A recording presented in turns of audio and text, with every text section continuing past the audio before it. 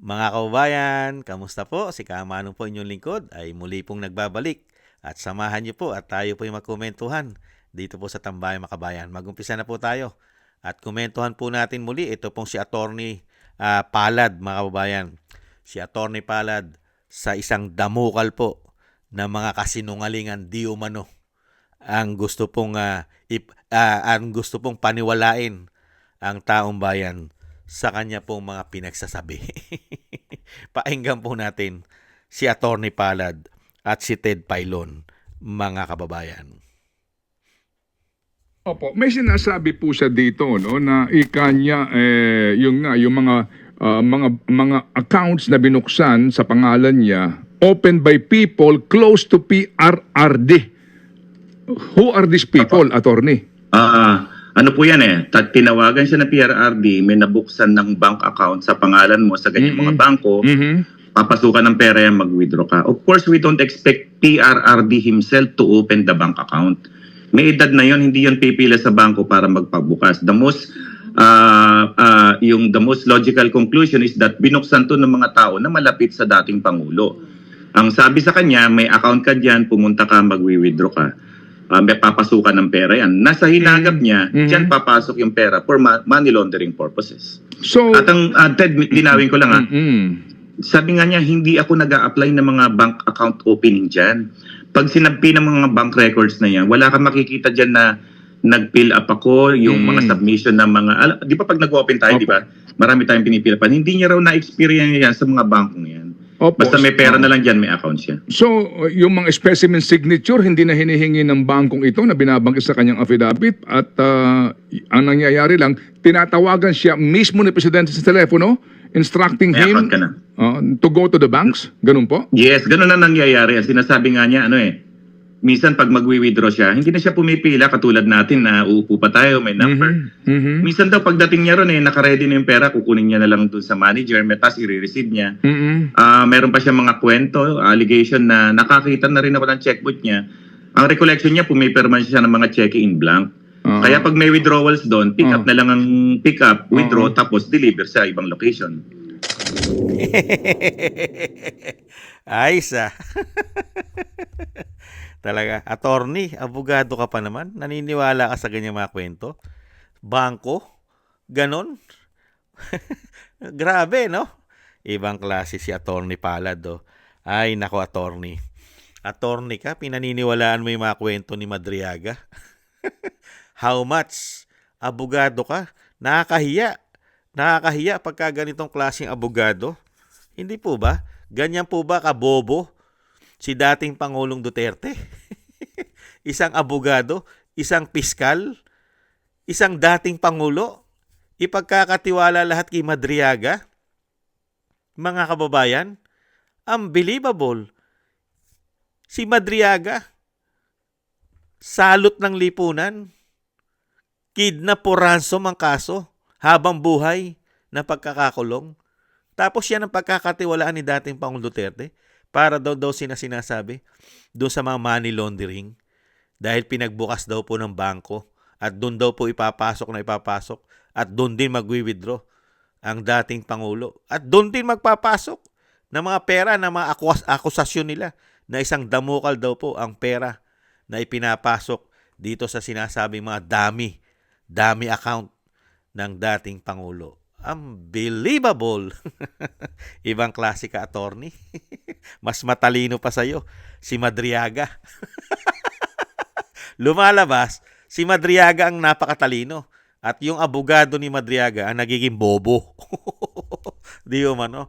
Ikaw ba naman, pagka ganyan ang kliyente mo, bangko, sa bangko, wala man lang hihingi sa'yo kahit ano. Wala man lang. Bibigyan ka na lang ng pera. Uupo ka na lang. Paano mo tatayuan 'yan? Ano ang sisiraan mo na sisiraan ng pamilya Duterte? Sisiraan niyo na sisiraan si dating Pangulo, si BP Sara. Puro sa hearsay. Hearsay, puro salita. Nasaan ang ebidensya? Ang bihirang buhay yan. Nagkaroon daw siya ng bank account na wala man lang siyang pinirmahan kahit ano. Wala man lang hiningi sa kanya. Unbelievable. Ibang klase ka, Attorney Palad, no? Pambihira ka, Palad. Dadami kliyente mo. Dito po sa mga ginagawa po nito ni Attorney Palad, dadami po kliyente nito. Mga kababayan. Dadami po. At talagang kukunin po abogado ito. Si Attorney Palad. Unbelievable! Pagka dinala mo sa korte yan, yung mga aligasyon ni Madriaga at ganito kagaling ang abogado mo, pambihira. Baka sa piskal pa lang, basura na.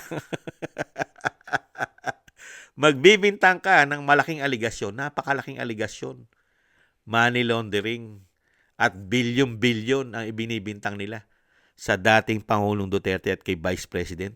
Tapos ganito lang ang ebidensyang ilalatag mo. Ganito lang, paniniwalain mo ang taong bayan. Ang mga Pilipino, ang mga OFW nating kababayan, paniniwalain mo sa ganitong testigo, na isang damukal na pong kahihiyan ang inabot nila riyan. Balita nga natin, hindi na ipatatawag yan sa Kongreso Diyan sa Justice Committee ni Luistro na hindi rin nagbabayad ng utang sa Vice President, sa asawa ng Vice President. Binudol na rin. Hindi po ba? Nakita niyo po. Kaya good luck na lang sa inyo. Nakakalungkot, Talagang yung takot nila. Malaki kasi takot nila Hindi lang naman po itong grupo nila Palad Hindi natin alam kung sino po nagpapaikot kay Palad at kung sino po nagbabayad kay Palad. Hindi po ba? Nagtatanong lang si Kamanong.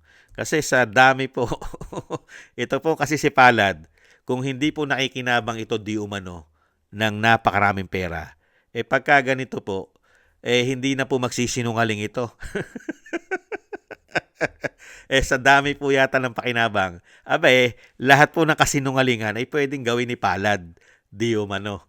Hindi po ba? Pagka ganito lang po ang kliyente na kukunin ni Palad, kung wala po itong malaki na pakinabang, kukunin ba ni Palad yan?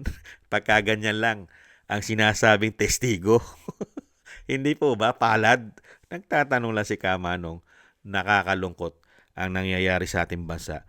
Nasasayang ang pera ng Pilipino, nasasayang ang ating buwis sa ganito pong sistema na puro pamumulitika lang at korupsyon ang dinala po sa atin ng mga demonyo, na mga nagpakademonyo sa kapangyarihan at pera.